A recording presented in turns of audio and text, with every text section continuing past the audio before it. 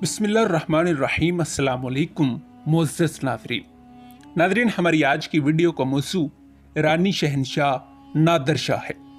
नादिर शाह मुल्क ईरान का एक ज़बरदस्त बादशाह था। वो दुनिया के नहायत नामवर बहादुरों में शुमार होता था। शुरू में वो एक गरीब ओडरिया था, लेकिन हिम्मत और कोशिश से तरक्की करते करते वो बादशाही के दर्जे तक पहुंच गया। नादिर शाह का बाप इमाम कुली बेग एक खाना बदोश चरवाहा था। भेड़ बकरियां पाल कर गुजारा करता था और चारे पानी की तलाश में जा बजा फिरता रहता था। एक दफा उसने ईरान के एक सरहदी गांव दस्तगिर्द के करीब डेरा डाला। वहीं अपने गरीबाना खैमे में उसके यहाँ एक बच्चा पैदा हुआ। इसका नाम नादिर कुली बेग रखा गया। वही खुशकिस्मत लड़का बाद में नादिर शाह के नाम से मशहूर हुआ। नादिर कुली बड़ा हुआ तो भेड़ बकरियां चराने में अपने बाप का हाथ बटाने लगा।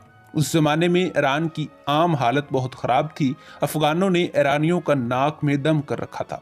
रूस वाले भी आए दिन हमले करते रहते थे। तुर्कों ने भी बहुत से इलाके दबाए हुए थे। अक्सर सूबेदार खुद मुख्तियार हो बैठे थे। ईरान के बादशाह तहमासप शाह को तो कोई खातिर में ही नहीं लाता था। अलगर्ज जिसकी लाठी उसकी भैंस का नक्शा जमा हुआ था। एक दफा अजबक कौम ने दस्तगिर्द पर हल्ला बोल दिया। माल असबाब लूट खसूट लिया और लोगों को गुलाम बनाकर ले गई।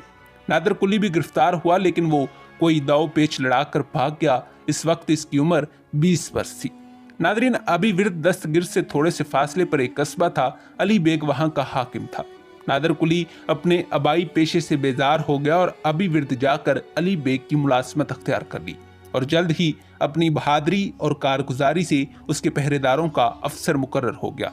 कुछ अरसे के बाद अली बेग ने अपनी एक बेटी को नादिर कुली से ब्याह दिया। जब अली बेग मरा तो वो उसके इलाके और जायदाद का वारिस बन गया। नादरीन, घर का खातिर ख्वाह इंतजाम करके नादिर कुली ने मशहद के खुद मुख्तियार हाकिम मलक महमूद की नौकरी कर ली। कुछ अरसे के बाद उसने मलक को मशहद से निकाल कर बाहर करने का इरादा किया और चंद सरदारों को अपना हम ख्याल भी बना लिया। लेकिन साजिश का भांडा फूट गया और वो जान बचाकर अभी विर्द वापस आ गया। फिर एक बड़ी जमीयत फराम करके मलक महमूद पर हमला कर दिया और छोटी बड़ी लड़ाइयों के बाद उसे शिकस्त दी।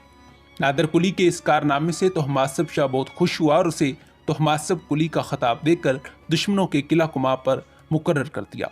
नादिर कुली ने अफगानों के मुकाबले में बहुत से मैदान मारे और अपनी बहादुरी का सिक्का सबके दिलों पर बैठा दिया। तहमासप शाह की खुशी की कोई हद न रही। उसने नादिर कुली को अपनी फौजों का सिपा सलार बढ़ा दिया। उसकी मुराद बराई वो ईरान के दुश्मनों का नामो निशान मिटा देना चाहता था। अब उसके पास काफी सिपा भी थी और सामान भी। उसकी खुदादाद जंगी काबिलियत के सामने अफगानों को भागना पड़ा था। रूसी भी उसके मुकाबले की ताब ना ला सके और अपने वतन को वापस लौट गए। उसने तुर्कों से भी ईरान के दबाए हुए इलाके वापस ले लिए। गर्ज के मुल्क में अमनो अमान कायम हो गया और नादिर कुली के रोबोदाब से तहमासप शाह के हुक्म अहकाम फिर से माने जाने लगे। नादरीन, तहमासप शाह हुकूमत के नाकाबिल था। अमनो अमान होते ही वो ऐशो इशरत में डूब गया और अपने वफादार जानिसार नादिर कुली की तरफ से भी बेपरवाह हो गया। सल्तनत का इंतजाम फिर से बिगड़ने लगा। ईरान के खैरख्वाह सरदार उससे बेजार हो गए और उसे तख्त से उतार दिया। फिर एक जलसे में सबने यकजबां होकर नादिर कुली को अपना बादशाह मान लिया। वो नादिर शाह के लक़ब से ईरान का मालिक बन गया। नादरीन, कंधार पर अभी अफगान काबिज थे।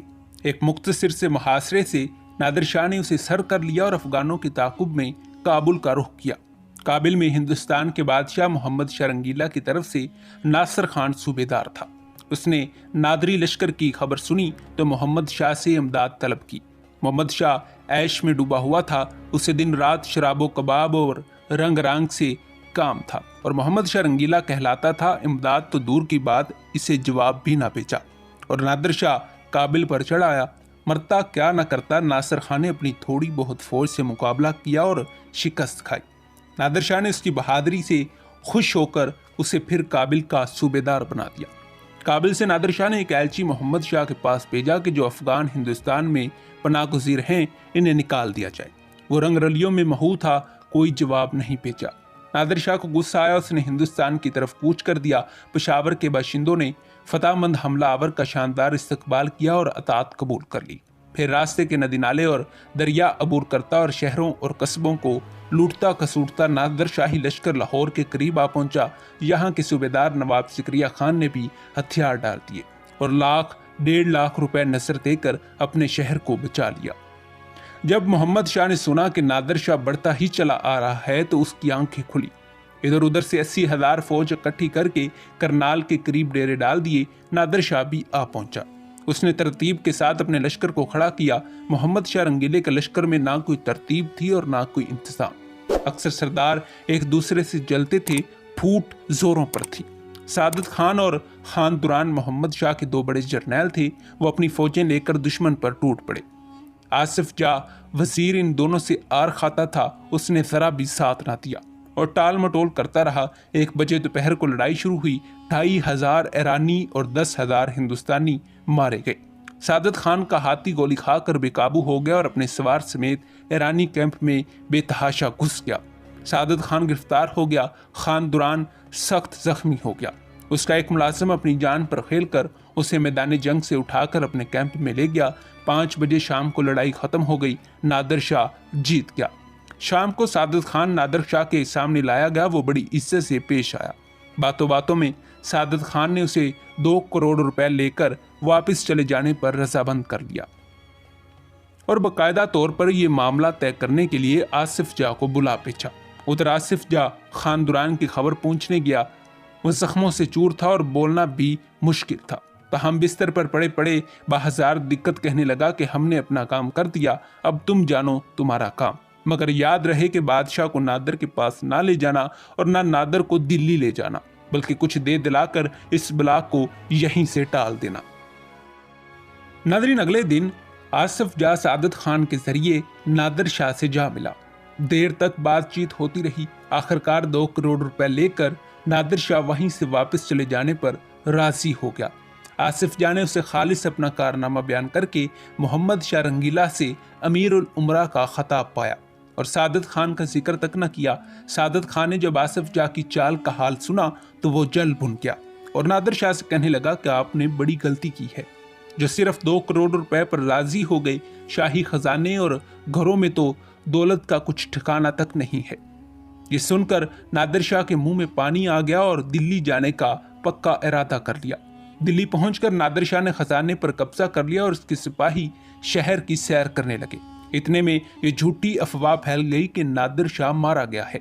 शहर वाले इक्के दुक्के बेखबर ईरानी सिपाहियों पर टूट पड़े। 3,000 ईरानी मारे गए। नादिर शाह महल में था, उसे खबर भी ना थी कि क्या हो रहा है। रात को इस अमर की इतला दी गई। उसे यकीन ना आया। अगले दिन सुबह सवेरे घोड़े पर सवार होकर तहकीकात के लिए निकला।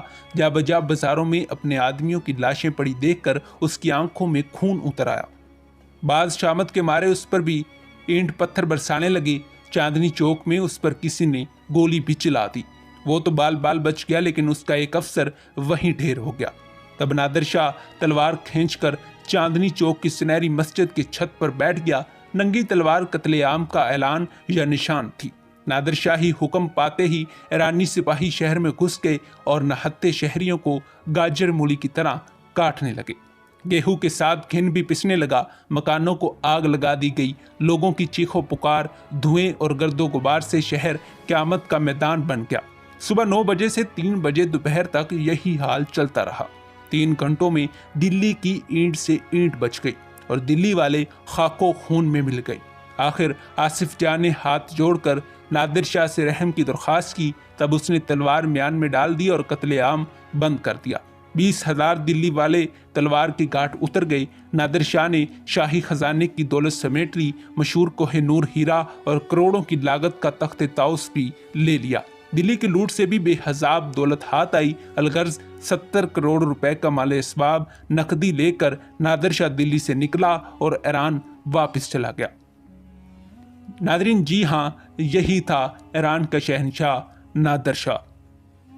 नादरीन, उम्मीद है कि आपको ये तहकीकी वीडियो पसंद आई होगी। मिलते हैं एक ऐसी ही नई वीडियो के साथ। तब तक दीजिए इजाजत। खुदा हाफिज।